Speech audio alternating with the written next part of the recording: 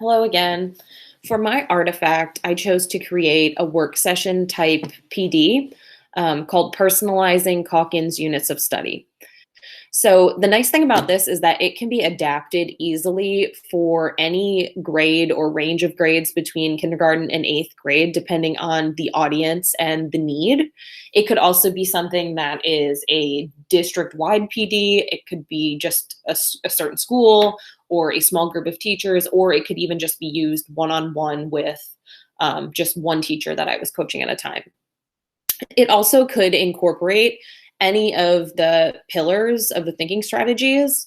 Right now, it's mostly focused on the workshop model, but it could easily include some of the other pillars.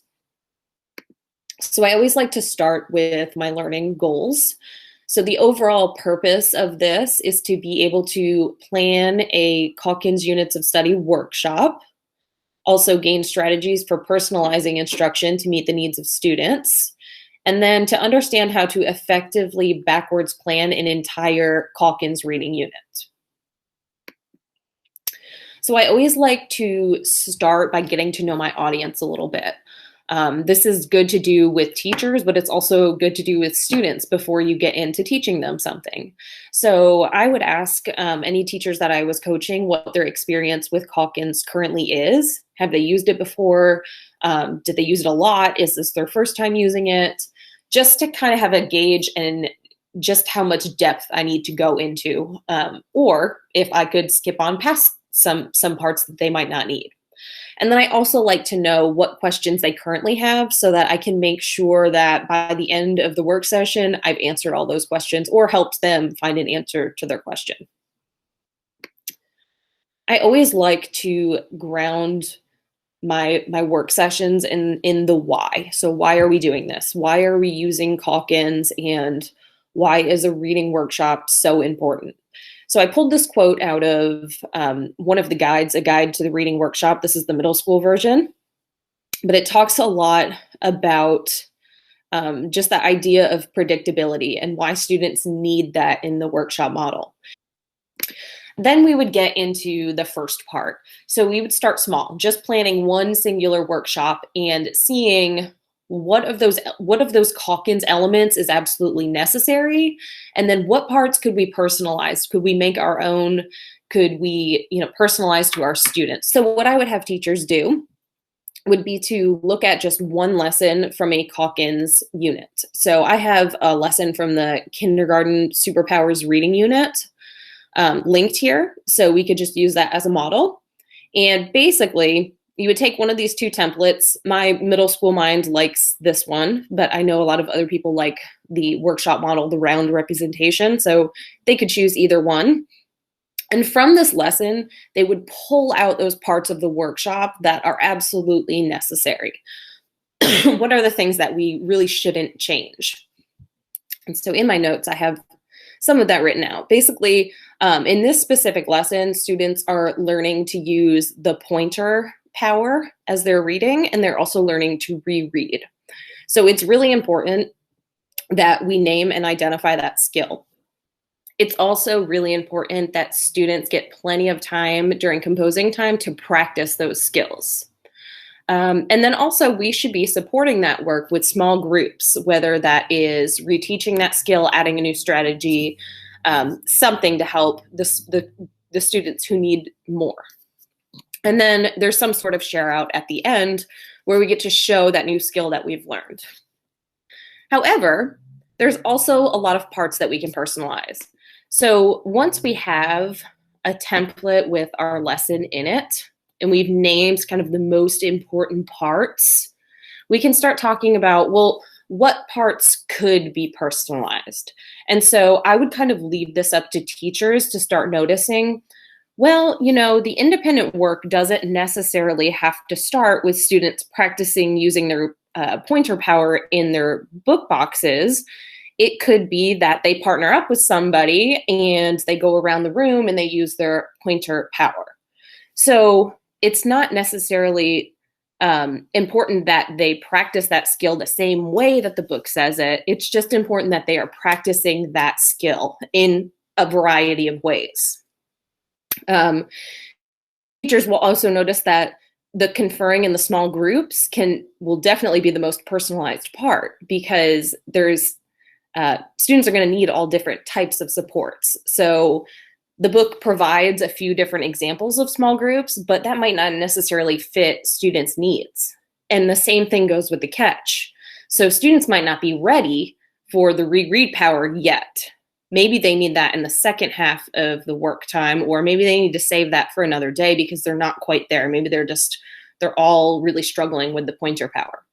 So there's a lot of pieces that can be personalized as long as the skill being taught is still being taught, and that those small groups are really supporting that skill.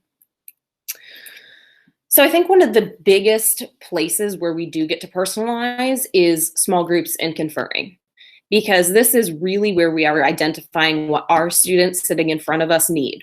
So with teachers, I would talk about, well, what available data do we have that we can use to group students? Teachers might need a lot more support with this, or maybe they only need a little bit of support. So we can talk about all the data that they have available. Again, they might need help reading that data. They might need help grouping students from that data because maybe they're not quite sure how to read map data. From there, then we can talk about, well, what resources do we have? Where can we go to figure out what to do with small groups? So Calkins obviously offers a lot of small group suggestions. So does their online resources and then the if-then books that come with the Calkins units. But then we also have the Saravallo reading strategies, and I'm sure there's a lot more.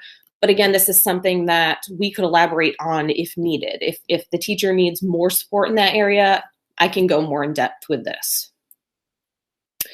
So once we've really grasped how to personalize one workshop, that's when we can start talking about planning a whole unit and how do we really make that fit our students' needs. So for this, I would introduce teachers to backwards design. And so I would start with an inquiry. Basically, teachers, if they can click on this document, and it will bring them to a middle school Calkins reading unit. This is the literary nonfiction book clubs that my partner and I created this year. And basically, I would start with asking them what they noticed about this plan. So they should notice the priority and supporting standards, that we have the mastery scales linked, we've identified critical vocabulary, we have the assessments right off the bat at the top. And then when they start looking through the calendar, they're probably going to notice a lot of things as well. The summative is planned at the very end. You can see that there are formative assessments along the way with standards attached to them. They should also notice that there are all of the Calkins sessions are plugged in pretty much sequentially. There's a couple of them where, session 5 made more sense before session 4 just for our students' needs. So they'll see that all of those sessions are on there. There are student-facing learning targets and success criteria. They'll probably also notice that there are some resources linked there. There are some note-taking strategies listed on there.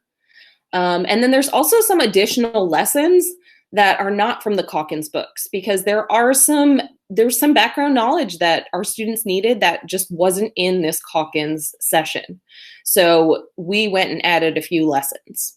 So I would want to talk about that plan pretty extensively before we actually started planning our own unit, because it's really important to understand the elements that go into that planning.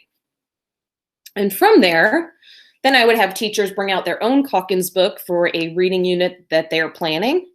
I find that the table of contents in the beginning is really helpful in planning because it lays out all of the lessons with the learning target. So you have a pretty good idea of the whole unit just from that table of contents. So if you take that with the district curriculum that has the summatives and the formatives and any other resources, it's pretty easy to start filling in this calendar from the end of the unit all the way back to the beginning. And then with any PD, I always end with just next steps or kind of a reflection. What future supports might you need with this work? So that could be anything from a coaching cycle to helping them gather resources to helping them plan future units, more extensive help supporting them with small groups or looking through data, basically anything. I just don't want to leave teachers with questions or not sure of what to do next.